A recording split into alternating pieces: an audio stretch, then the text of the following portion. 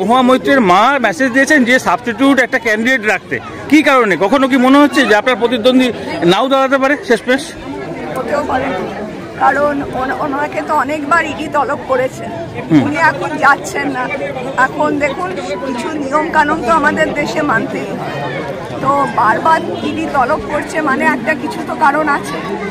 আপনাকে আমাকে তো করছে না, তো ওনাকে করছে যখন একটা কারণ আছে, তো সেটা হয়তো ওনার ভয় হচ্ছে যে যে কোনো মুহূর্তে উনি অ্যারেস্ট হয়ে যেতে পারেন। ম্যাডাম, নদিয়ার বিভিন্ন প্রান্তে এখনো পর্যন্ত রাজবাড়ির নিদর্শন এবং কৃষ্ণচন্দ্র রাজার এখনো পর্যন্ত প্রমাণ আছে, সেক্ষেত্রেও কি করে বলা হয় যে প্রকৃতপক্ষে কোনো ইয়ে ছিল না? কিভাবে বলে যারা বলছে, প্রচার করছে তারা ইতিহাস পড়েনি এবং তাদের ইম্যাচিউরিটি বা ল্যাক অফ নলেজ তারা তুলে ধরছে। আচ্ছা, আরেকটা বিষয় হচ্ছে বললে কথা তারা বলতে পারে। এই মন্দিরে ম্যাডাম কি বলবেন, এটা অনেক প্রাচীন মন্দির, সেই অর্থে সংস্কার বা আরো অনেক কিছু দরকার, মানুষের জানা দরকার, সেক্ষেত্রে কি করবেন আপনি? এটা মহারাজা রাঘবের সময় তৈরি, মানে মহারাজা কৃষ্ণচন্দ্রের থেকে অনেক আগে, তো তাই জন্য ওনার নাম রাঘবেশ্বর।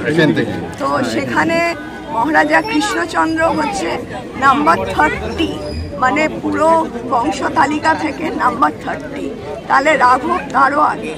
তাহলে বুঝতে পারছেন কতটা পুরনো। হ্যাঁ ম্যাডাম। এবং সেখানে আমি এইটুকুই বলবো যে মন্দির সবার জন্য খোলা আছে, সবাই যেন এই মন্দিরকে নিজের ভেবে দেখেন এবং কোনো রকম মানে কি বলবো, মানে অন্যরকম ভাবে না দেখেন। মানে আমি যা খুশি করতে পারি মন্দিরে, দেবতার স্থান মানে সবসময় সেটা স্বচ্ছ থাকতে হবে। ম্যাডাম, ভক্তবৃন্দদের মধ্যে গাথা, কিন্তু পরিকাঠামোগতভাবে এখনো উন্নয়ন হয়নি, কি কারণে মনে হয় এতদিন উপেক্ষিত কেন ছিল এই মন্দির?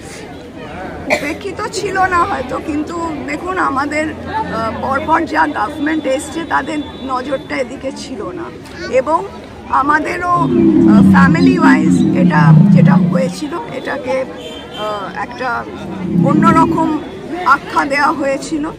তাই জন্যে ফ্যামিলি আসে, এখানে যে আসে না তা নয়, আসে, কিন্তু এখানকার যা প্রবলেম, এখানকার যেটা প্রবলেম সেটা আমার মনে হয় দেশবাসী মিলেই এটা সমাধান করতে পারে। ম্যাডাম, দুটি কথা বলতে শোনা গেল জনগণের উদ্দেশ্যে, মোদিজি বলেছেন যেটা, কি কথা সে দুটো?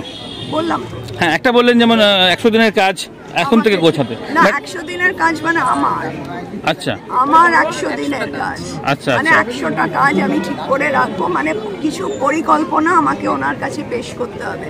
তাই জন্য আমি সবার কাছে অনুরোধ করলাম যে সেই পরিকল্পনাগুলো যাতে ওনার হাতে আমি তুলে দিতে পারি, যাতে নদিয়ার কল্যাণ। বারে বারে যে তৃণমূল অভিযোগ করে যে 100 দিনের কাজের টাকা কেন্দ্র সরকার দিচ্ছে না, সেটা আলাদা। আচ্ছা, 100 দিনের কাজ মানে পাবলিককে 100 দিনের কাজ দেওয়া, সেটা তো অন্য জিনিস। 100 দিনের কাজ বলে তারপরে টাকা পায় না, সেটা অন্য জিনিস। কিন্তু মোদিজি আমাকে বলেছে আমার ইলেকশন হয়ে যাওয়ার পরে 100টা কাজ ঠিক করে রাখতে। ও আচ্ছা, আরেকটা হচ্ছে যে ইডির ক্ষেত্রে বলছেন যেটা ইডি সিবিআই যে টাকা করেছে সেই টাকা কি মানুষের মধ্যে দেওয়া হবে? হ্যাঁ, সেটা তো মোদিজি বলেইছে, এবং বাংলার টাকা বাংলাতেই ফিরিয়ে দেবেন, এবং নিশ্চয়ই সেই রকম পরিকল্পনা উনি করছেন।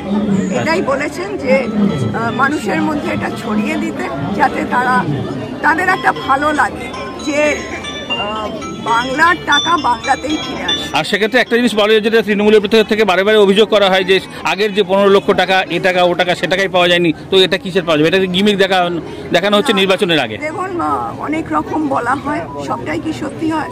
আর যেটা পাটের যেটা ইন্ডাস্ট্রি, সেখানে ধরুন টাকা পাঠাচ্ছে, আমি এমনি বলছি 6000 টাকা, সেখানে অ্যাকচুয়াল লোক পাচ্ছে 3500 টাকা, বাকিটা তো কাটমানি হয়ে চলে যাচ্ছে। আচ্ছা, একটা জিনিস শেষ প্রশ্ন, সেটা হচ্ছে কেমন বুঝলেন এই যে ঘুরে আসলেন 2-3 জায়গায় বা সারাদিন ধরে ঘুরছেন, কেমন বুঝছেন মানুষের সমর্থন কিরকম আছে?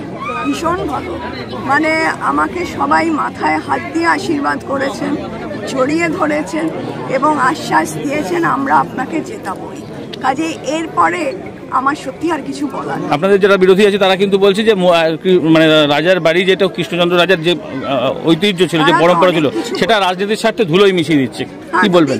তাদের সেটা নিচু মনের মানে পরিচিতি, আর কিছু বলার নেই। এটা আমি যদি তার বংশ টেনে কথা বলি, সেটা কি আমার শিক্ষা না আমার রুচি?